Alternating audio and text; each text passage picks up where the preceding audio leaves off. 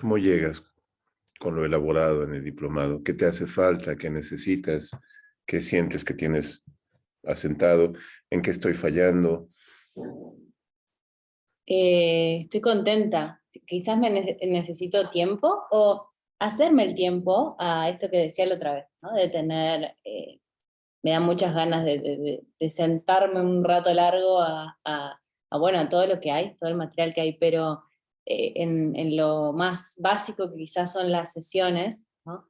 Es súper rico, digamos. Ya el encuentro en sí, siento que ha influido mucho lo que yo ya venía investigando o estudiando y en mi práctica, ¿no?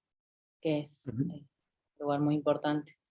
Así que eso, pero con ganas sobre todo lo del encuentro anterior, me parece, esto del cuerpo cosmos, eso es lo que todavía no tuve tiempo y tengo muchas ganas, porque me interesa mucho desde la astrología, que es lo que hago yo, ese punto es importante para mí.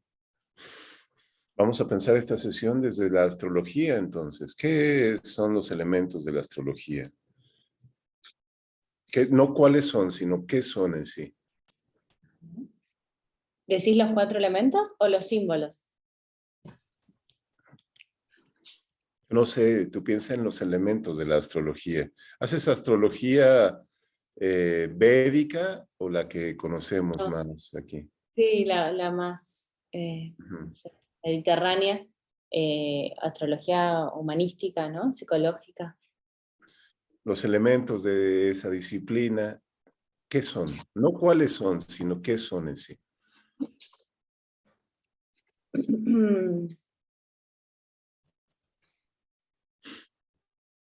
Para mí son como llaves habilitadoras de la intuición, de la percepción, eh, como, como caminos de conexión externo e interno a las venas, eh, y eso se abre, se conecta, circula una información, ¿no? Como que realmente sí, como una interfaz simbólica donde eh, puede circular algo que tal vez si no lo estoy viendo o escuchando, y de Ujú. repente a partir de lo que trae esto, los símbolos, las prácticas, todo lo que propondría la astrología, como lenguaje sagrado, eh, lo siento mucho como apertura, como afinar también, escucha.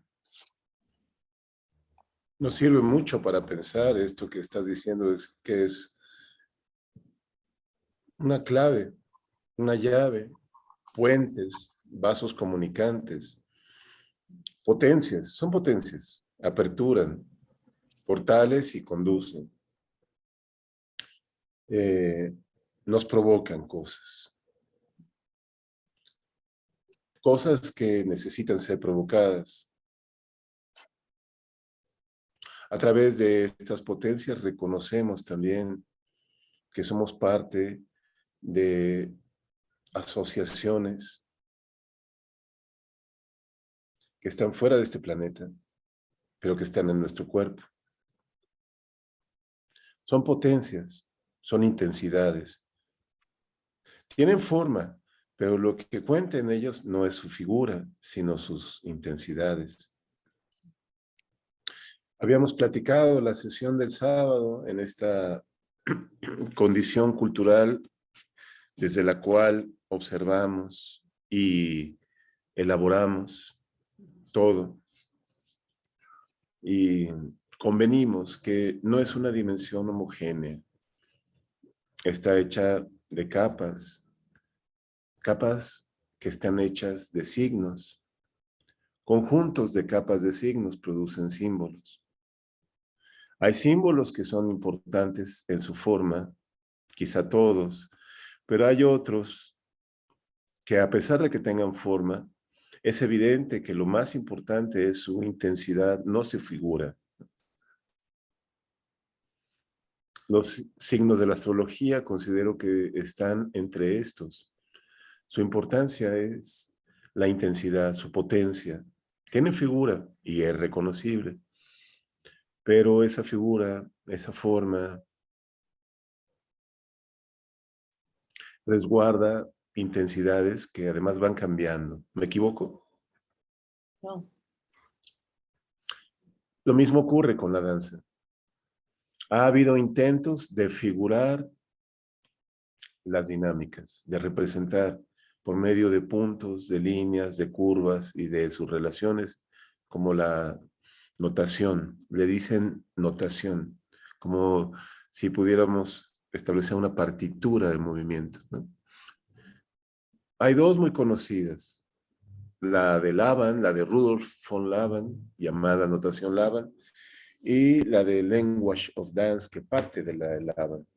Sin embargo, no representan realmente el movimiento. Tienen un grado de carencia enorme, precisamente porque el movimiento no se comprende en danza desde la forma. Si bien pudiera haber una forma reconocible, el momento es cambiante al extremo. No puede tener una definición el signo por la forma. Es un problema en la danza, los signos, lo que son signos inestables, borrosos, son signos que definen su condición de representación, de semiosis, por medio de la intensidad, como los signos de la astrología. Esto nos pone en una situación especial porque la mayor parte de los signos con los cuales nos tenemos que ver tienen un asentamiento figurativo. De hecho, a partir de ese asentamiento figurativo hemos construido nuestro devenir cultural por medio de pactos colectivos. Hay dos pactos enormes que cohesionan los regímenes de nuestra percepción. Uno de ellos es el pacto verbal. ¿Y pacto cómo era? Tenemos Para el escuchar. pacto verbal, el pacto del verbo, el pacto de la palabra, ¿no? El pacto del lenguaje. Nacemos biológicamente una vez, pero nacemos otra vez cuando adquirimos el pacto del lenguaje. Ese es otro nacimiento. Somos uno antes de adquirir el lenguaje y otro cuando tenemos lenguaje. El adquirir lenguaje nos brinda un mundo y a la vez nos compromete a ese mundo. Como el nacimiento nos despoja de un universo integrado en el cual no necesitábamos nada porque todo estaba cumplido. Nacer es tener la carencia de aquello que teníamos en un estado fetal. Añoramos permanentemente ese estado original.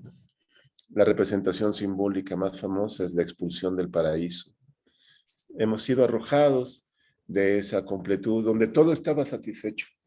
No teníamos que hacer ningún esfuerzo porque el esfuerzo no era necesario, no necesitábamos. En el pacto verbal también sucede una obtención y una carencia. Somos despojados de esa inocencia con la cual tocábamos todo por igual, porque no había nombres que diferenciaran.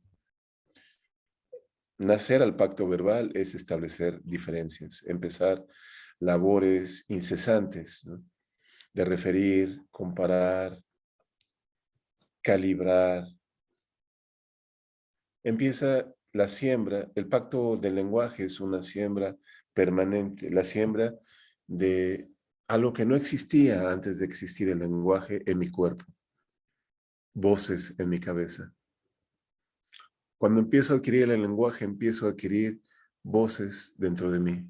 Todo el tiempo me van a estar hablando. Eso no va a cesar. Si quiero que cesen, tengo que hacer un esfuerzo descomunal que no siempre sé si hay resultado por medio de la meditación, por ejemplo, ¿no? ¿Puedo tener mi mente en blanco sin ninguna voz? ¿Lo puedes hacer, Marilyn? ¿Lo has hecho? Sí, poquito, ¿no? Como, es difícil. Pero te iba a decir, creo que en la danza en Exactamente. la meditación. Exactamente. La danza es entonces, con su convocatoria de signos de potencia, la danza es una dimensión en donde ese pacto verbal va careciendo de poder, incluso carece de poder. Me olvido de esas voces en cabeza, literalmente. Es muy notorio en mí la forma de vivirme sin esa sobreabundancia de elocuencias dentro de mí, porque son varias. Eso es, en la dimensión de la danza dejo de lado eso. Me es muchísimo más accesible, de hecho, que la meditación. Sí. Hay otro pacto enorme que también nos marca, es el pacto temporal.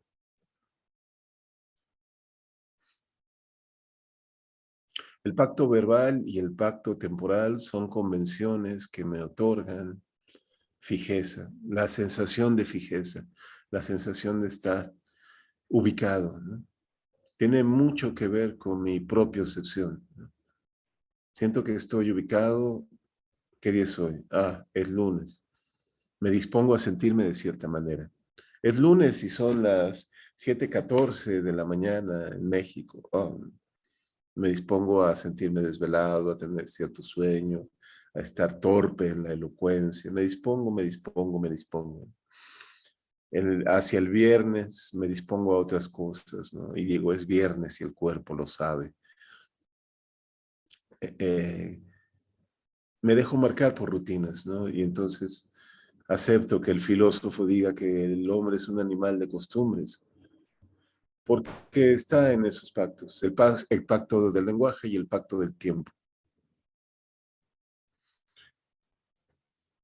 El funcionamiento cultural arraiga en aquellos dos, el pacto del lenguaje y el pacto del tiempo. Si queremos corrernos de ese tiempo, tenemos que vivir en un tiempo que no es muy bien visto culturalmente, es un tiempo muy restringido, pautado para ser excepcional. Me refiero al tiempo del juego, al tiempo del ocio, al tiempo de la fiesta. Son tiempos en donde me puedo permitir correrme de esos pactos, aunque sea un poquito, ¿no? Pero repito, son dosificados, ¿no? Normalmente me convocan a estar en el tiempo del negocio, es decir, de la negación del ocio, ya sea la escuela, el trabajo, haciendo algo de provecho, me dicen, ¿no? Es decir, estar cumpliendo con los regímenes de los pactos. Esos dos pactos, el pacto del lenguaje, el pacto verbal y el pacto del ocio, se dan en tres dimensiones. Nos concebimos como entidades tridimensionales. Todo lo que sucede en esos pactos nos convoca a vivirnos en la tridimensionalidad, que es espacialmente longitud, anchura y altura, ¿no? Longitud también llamada profundidad o perspectiva, altura y anchura.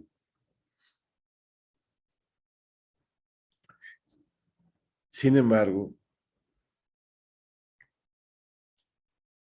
la danza, al correrme de esos pactos, al permitirme un paréntesis, la epogée que diría el filósofo inventor de la fenomenología, Edmund Husserl, un paréntesis en esos regímenes, ¿no? Paréntesis, por ejemplo, de concebirme en una línea pasado, presente, futuro. Paréntesis de concebir la secuencia del lenguaje. Viste, el lenguaje tiene una secuencia temporal también. Nuestro lenguaje, ¿no?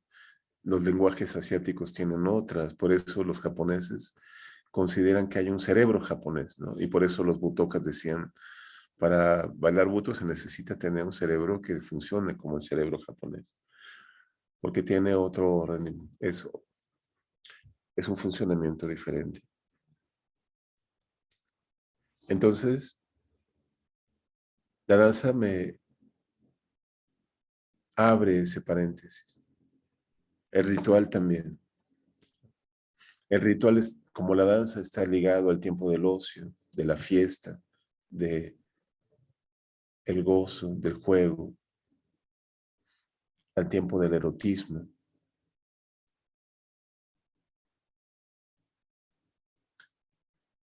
Es una creación de mí mismo. Necesito ese tiempo. El invento cultural que nosotros llamamos arte está estrechamente ligado a esa necesidad. Abrirme un paréntesis en los regímenes culturales. No es posible una actividad creativa artística sin el tiempo de la fiesta, del ocio, del erotismo. La creación artística, la poética, está ligado a la erótica, a un tiempo que me permita construirme de otra manera, romper con los regímenes. En los regímenes, el trabajo tiene una secuencia como el tiempo. El tiempo tiene la secuencia que conocemos, pasado, presente y futuro. El trabajo tiene una secuencia de tradición. La tradición en el trabajo es proceso, ¿no? Así se hacen las cosas y entonces va. Empieza a partir del siglo XX un grado de innovación en el trabajo que llamamos el diseño industrial, ¿no? En donde la tradición va adquiriendo un espesor innovador, un toque, una visita ligera del arte, ¿no? Construimos de otras maneras, ¿no? Empezamos a construir de otras maneras todo lo que surge. Si bien son productos en serie, le tenemos que dar un matiz, ¿no? A la taza, al auto, a la silla, a la mesa. Nos surgen estilos. Sin embargo, la tradición privilegia la funcionalidad. Puede la mesa ser muy innovadora en materiales y en formas, pero si no está estable, si en la mesa yo no puedo poner la vajilla, no puedo poner mi taza porque se cae, entonces no es una mesa. Se sigue definiendo por la funcionalidad. El auto puede ser tremendamente innovador en la estética, ¿no? Tener, por ejemplo, 2 ruedas en lugar de 4, ser más parecido a una motocicleta, pero si no me sirve para transportarme y me da seguridad, el diseño es fracasado. Es decir, la función de tradición sigue siendo el servicio, la utilidad. Pese a que tenga un movimiento muchísimo más vertiginoso, el arte en el siglo XX ya son las artes, ya rompen de hecho con un paradigma que antes las tenía ceñidas, las bellas artes, ¿no? En el siglo XX ya, de hecho, las artes se acercan mucho más a el grotesco, a lo feo, a lo siniestro. La danza buto es un claro ejemplo, el más claro que tenemos de este acercamiento, que no es completamente original, ¿no? Nos recuerda que anteriormente las danzas tenían esta condición de no estar dominadas por la belleza, ¿no? El katakali es una de ellas, ¿no? Lo monstruoso en el katakali es una elaboración muy especializada. Otra que se me ocurre son las danzas de la muerte en el medievo, por ejemplo. Muchas danzas chamánicas también. Entonces el buto no es completamente original, pero no necesita serlo, porque la tradición de la danza tiene la cualidad del ritual. Es una doble tensión, decíamos el sábado, señalando esta paradoja. Tiene la parte antigua de la tradición, pero contiene la parte virginal. El movimiento de la danza no niega su ancestralidad, pero señala la cualidad virginal de todo movimiento. Sí, estamos con nuestro cuerpo constelado de patrones, constelado de moldes. Sin embargo, cada movimiento es nuevo. Como en el ritual, en la danza, como en la astrología, fíjate precisamente, no se me había ocurrido pensarlo, pero es así. Lo más antiguo y distante como son los órdenes estelares, produce condiciones que son inéditas, ¿no? ¿Observas esa tensión en la astrología? ¿Qué tensión? No entendí la pregunta. La tensión entre lo antiguo, lo ancestral y lo virginal, lo inédito. Sí, sí.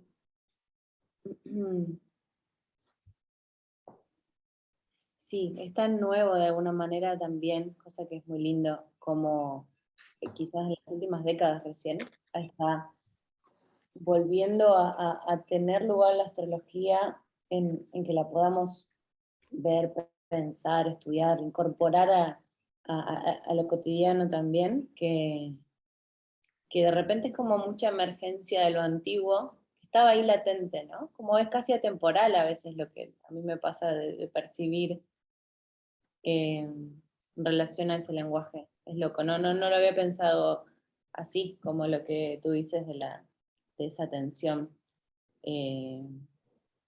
Interesante. Porque realmente aparece algo en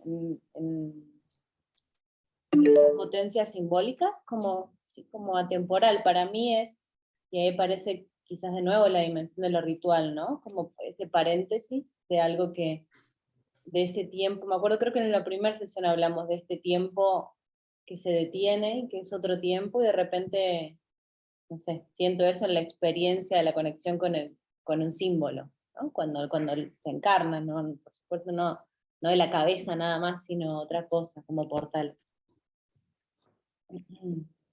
Estupendo lugar al que acabamos de llegar, porque nos permite comprender la función del símbolo vista desde la elaboración de Carl Gustav Jung.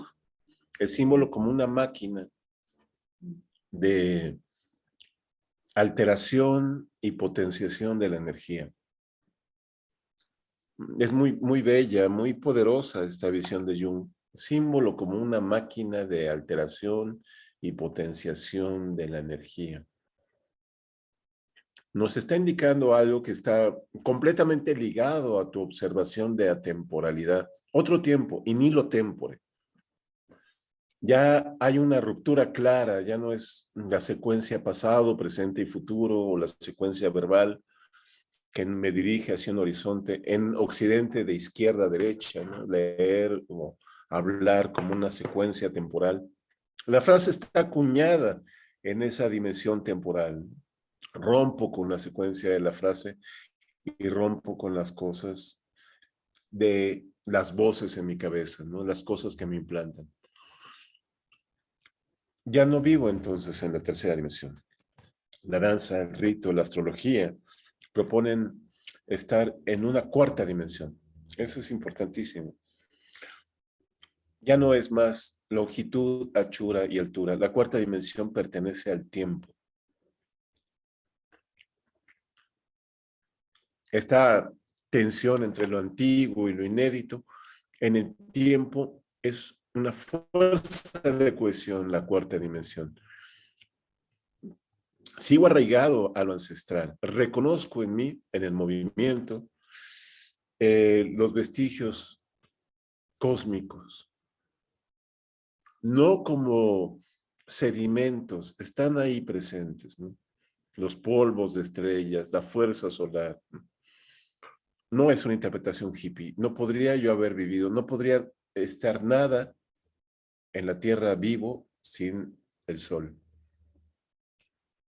Eso es irrefutable desde el punto de vista científico, si quieres. Pero mantengo la cohesión con aquello inédito. Lo más antiguo, lo más distante, lo más ancestral está por nacer. Esa cohesión, esa fuerza de cohesión.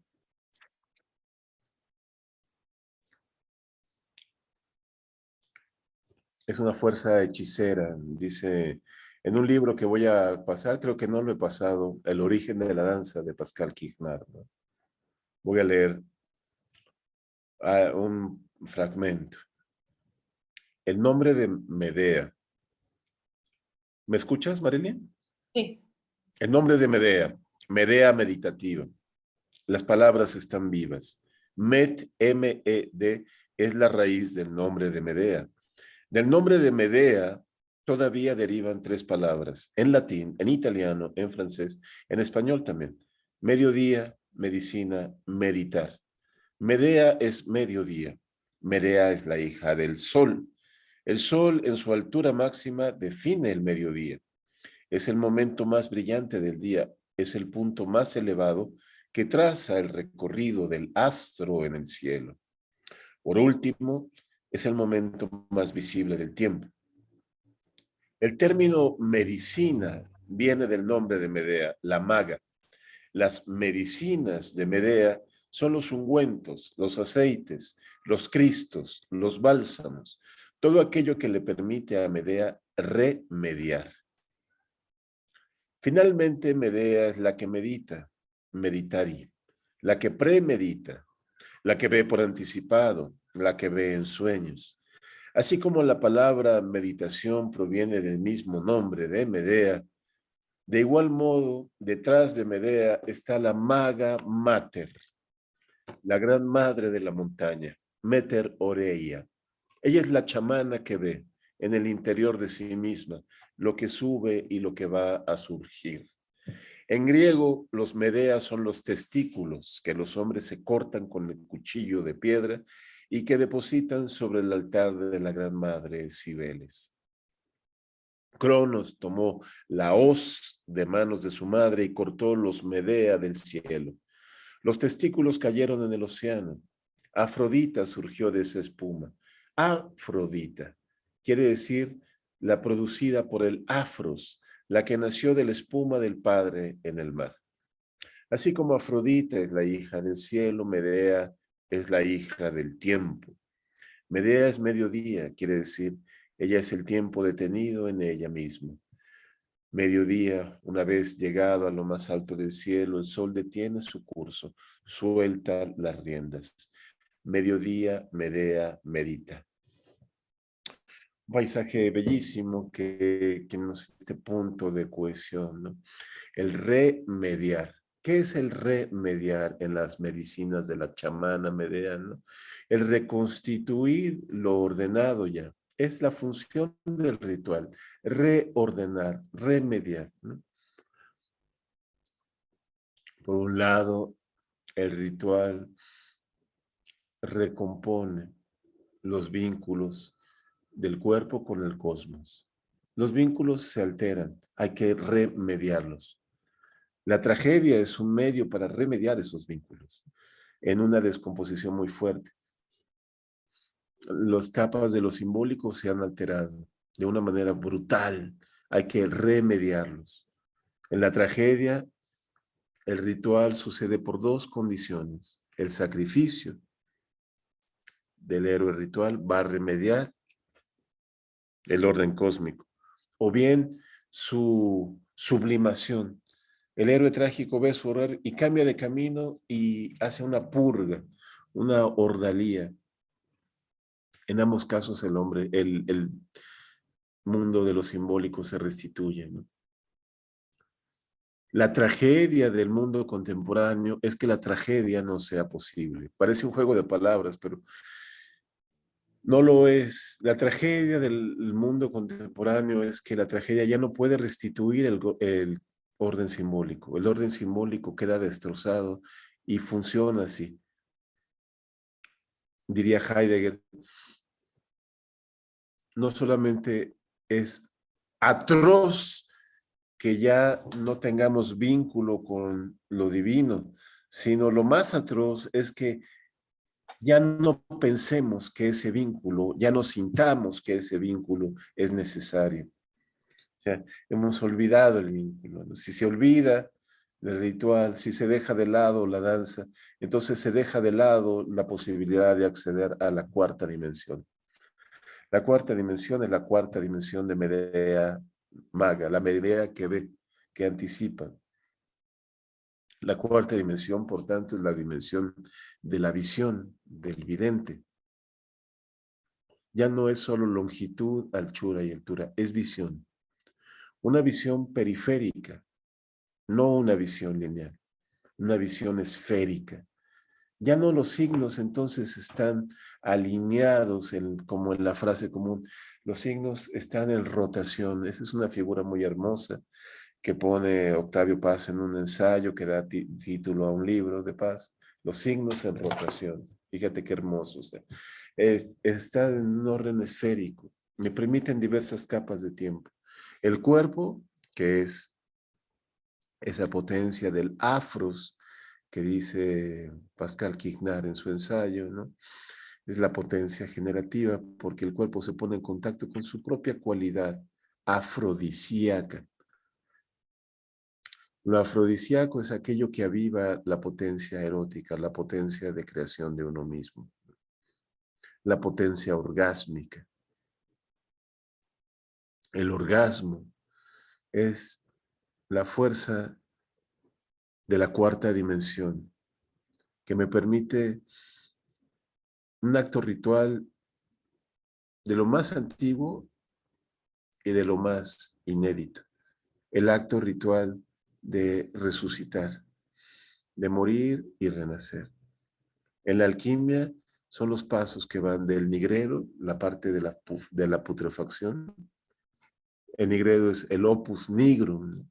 Obrar sobre la putrefacción para ir en camino hacia el crisol del oro alquímico. Ese trabajo del fénix que renace de sus cenizas, ¿no? En varias culturas tenemos eso. Yo pondría el ejemplo de los mexicanos, ¿no? Cuyo ritual está asociado a Xipetotec, nuestro Señor el Desollado. El sacerdote de Xipetotec se empieza a poner las pieles de las víctimas. Es una figura descarnada que se empieza a vestir con nuevas pieles, ¿no? Es la figura de adoración de la serpiente entre los náhuatl, los mayas, los mexicas, los aztecas, los toltecas, ¿no? También los chinos, los japoneses. El animal que se muerde su propia cola, el Ouroboros, el eterno retorno señalado por Mircea Eliade y retomado por Nietzsche, ¿no? Como una cuestión ética.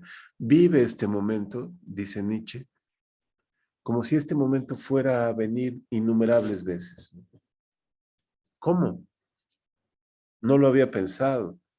Es una demanda ética. O sea, tengo que tener entonces atención a cómo vivo el momento, porque este momento va a repetirse.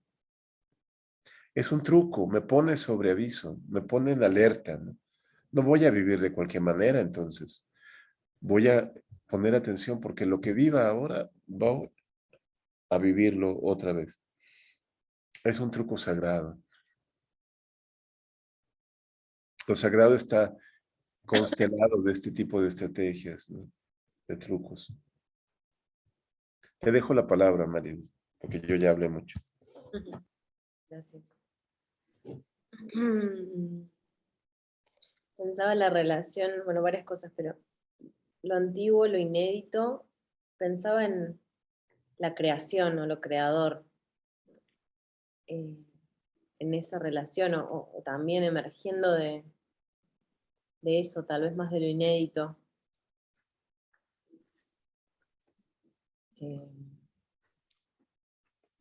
Como en ese otro tiempo, en esa otra dimensión de la danza, del ritual, puede suceder lo nuevo que es antiguo, pero con esa chispa, ¿no? Que quizás pienso que en lo artístico eso es como en el fruto, ¿no? Como de repente aparece algo que sorprende y es muy valioso, como un tesoro para tomarlo, ¿no? Y a partir de eso una semilla sucede algo, ¿no? Sucede un poema, una música, una obra, como algo muy. Sí, se me vino esa imagen de la flor o el fruto de algo fecundo que aparece cuando me entrego a esa dimensión. Y como material valioso o a mí, ¿no? Por ahí muy personal, de mis procesos así creativos, compositivos, sucede por ahí. No lo tengo, no es tanto mi voluntad, sino que es es de esa dimensión del juego también, ¿no? Pensé hoy en todo el encuentro en los niños, recordaba a los niños, como esto que dijimos al principio, tiempo de juego, del ocio, de la fiesta, ¿no? Con la facilidad con la que ellos están ahí,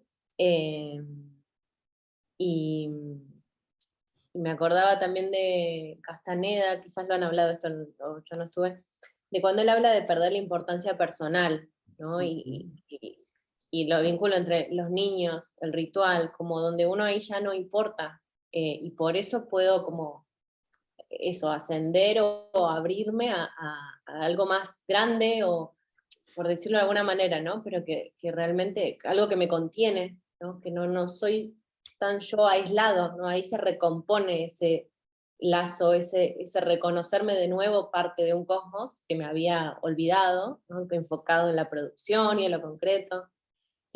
Pero bueno, como el niño, la fiesta, la danza, y bueno, el niño es natural, ¿no? No tiene que armar nada, no tiene que armar ese ritual, es como que, o sea, como que vive en ritual. No sé, me quedé pensando mucho en los niños. Eh, También en esto de Jung, me acordé alguna vez en teatro estudiar una cuestión de cuando él habla de cómo perdemos como vos decías, de la palabra, bueno, la palabra y entonces el pensamiento más de la imaginación, ¿no? Y de la fantasía, que en los niños está natural todo el tiempo. Entonces vos decías, bueno, el tema del diseño, una mesa, una silla, y cómo en el niño todo el tiempo eso puede transformarse en otra cosa y volver a ser, ¿no? Sabe que es una mesa, pero también puede ser una plataforma espacial, o puede ser una fuerte, y la importancia de ese dinamismo, de ese pensamiento más imaginario, que es de juego también.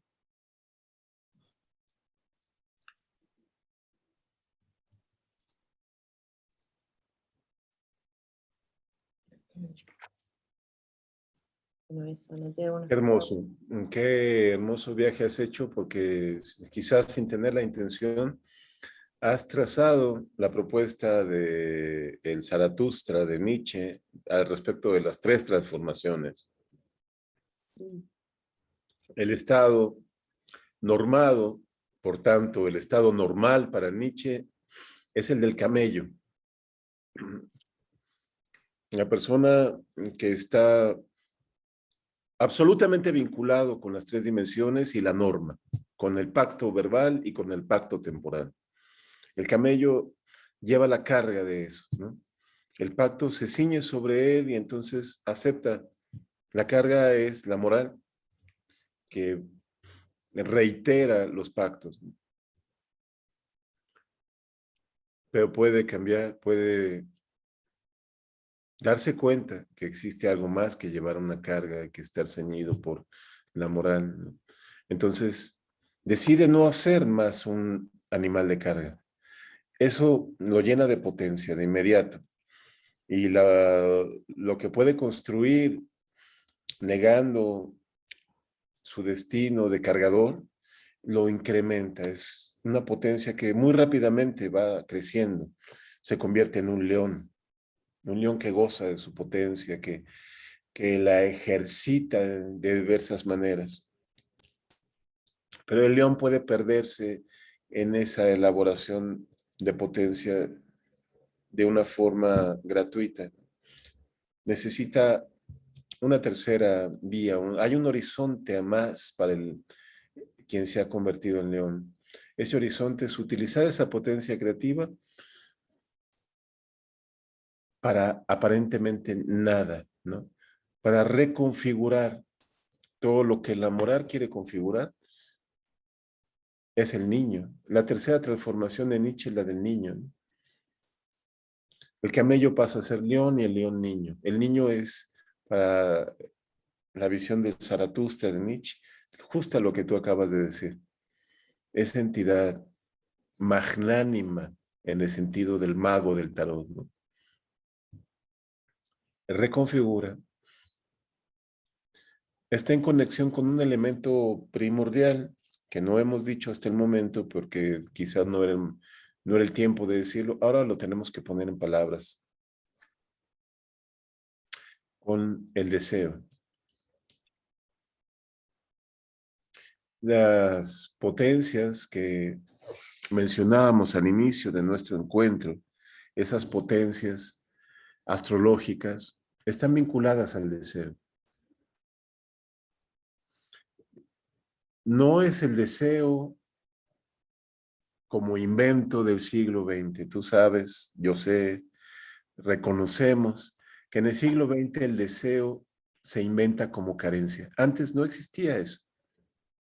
Es a partir de Freud, literalmente, pues muy precisamente que el deseo se va a ver vislumbrado como carencia. Y va a tener esta imagen una seducción muy fuerte, porque hace convocatoria a algo que nos pertenece como personas, como humanos, de una forma muy entrañable, que es la capacidad de quejarnos, de sentir y expresar lástima por nosotros mismos. Ningún otro ser expresa lástima por sí mismos, solamente nosotros, el animal humano, ¿no? El deseo como carencia, entonces, hace una acentuación en esa capacidad que nos gusta tanto, no sé por qué. Y va a tener diversas historias en la psicología del siglo XX. Lacan también pone el acento en el deseo como carencia, ¿no?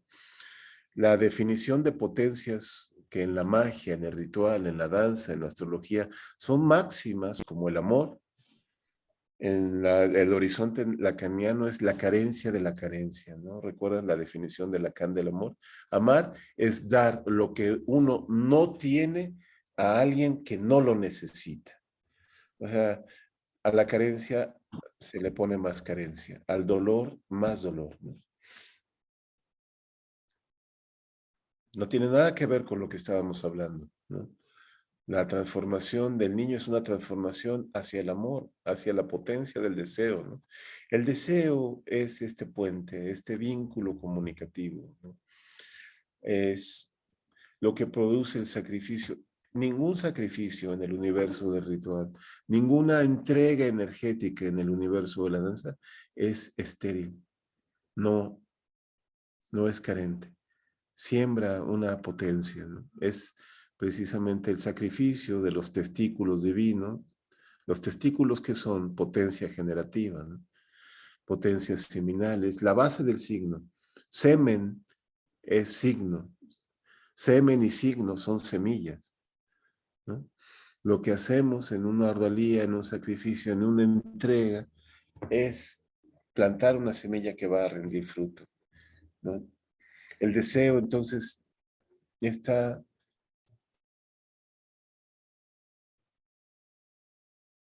esta potencia de otorgar semillas al tiempo.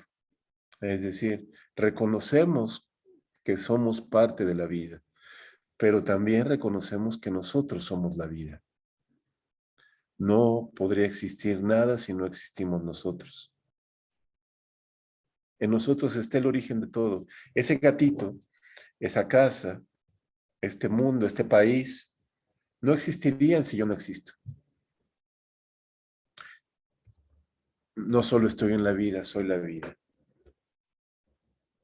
Eso quiere decir que no solo estoy en el movimiento con su grandeza de pactos, yo puedo mover el movimiento. Soy el origen del movimiento. El origen de la danza es cada momento que yo soy. La fórmula mágica más poderosa es el yo soy. Esa fórmula en perspectiva astrológica, en perspectiva de la danza, es ser siendo. Yo soy, pero soy siendo. El gerundio es mi tiempo, el devenir. No creo, estoy creando. No amo, estoy amando. No deseo, estoy deseando.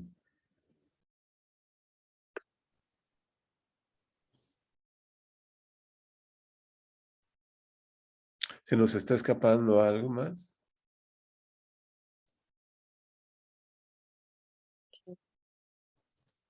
El deseo entonces es nuestro canal con esa cuarta dimensión de la que hablamos, que es un tema fascinante.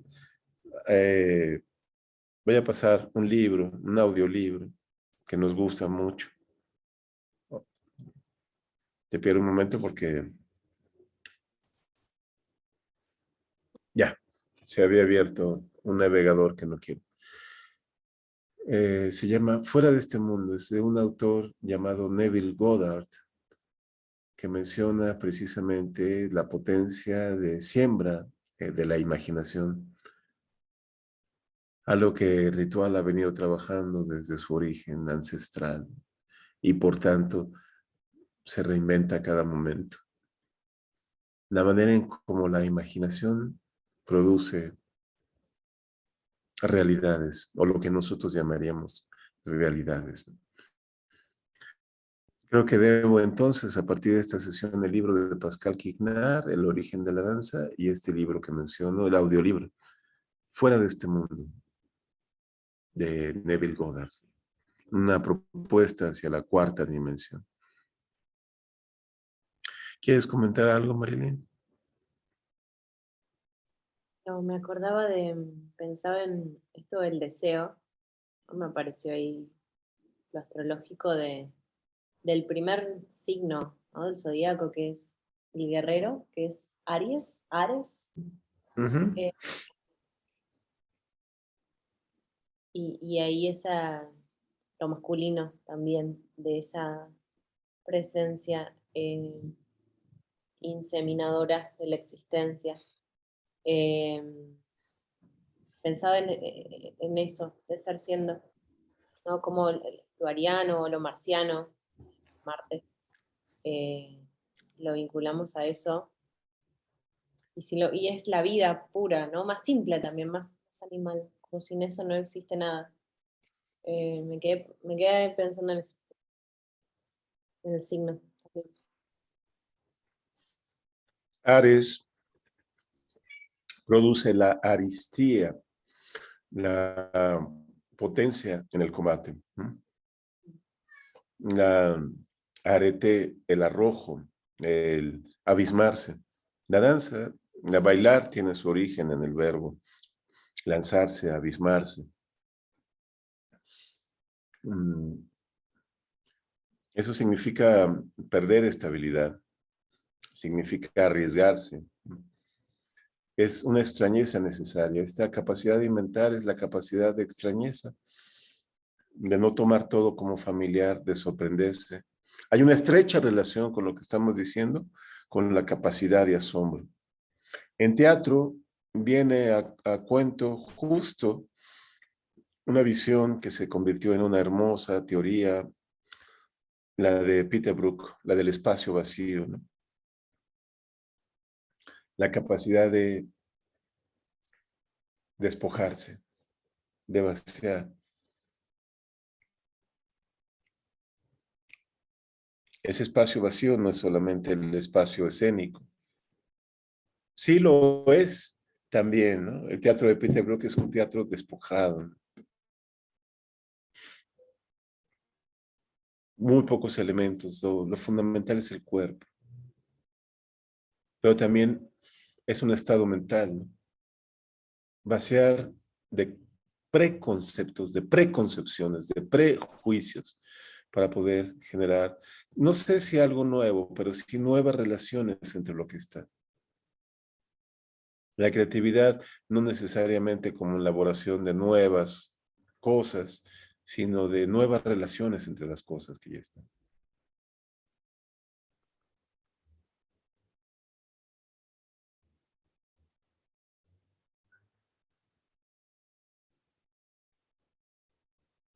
Gracias, compañera, por hacer posible esta sesión.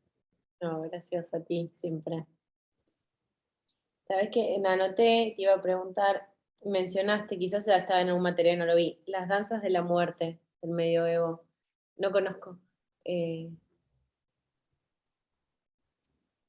Las danzas de la muerte se hacían en procesiones y estaban acompañando circunstancias sociales tremendas, de peste, sobre todo, de enfermedad, ¿no? La representación de la peste como mortandad bailarina, ¿no? Propondré entonces un acercamiento a estas visiones como un contenido. Yo creo que te van a resultar particularmente convocantes. En México lo tenemos presente a partir de la fiesta que ya está por venir, el Claro. 1 y el 2 de noviembre, ¿no? Que en Gringolandia, en el país de los gringos, es Halloween, para nosotros son los días de muertos. Para los japoneses ocurren en agosto, es el Obon, el festival dedicado a los muertos. Gracias, Marilyn. Gracias, Emilio. Buena, buena vida. Igualmente, buena semana.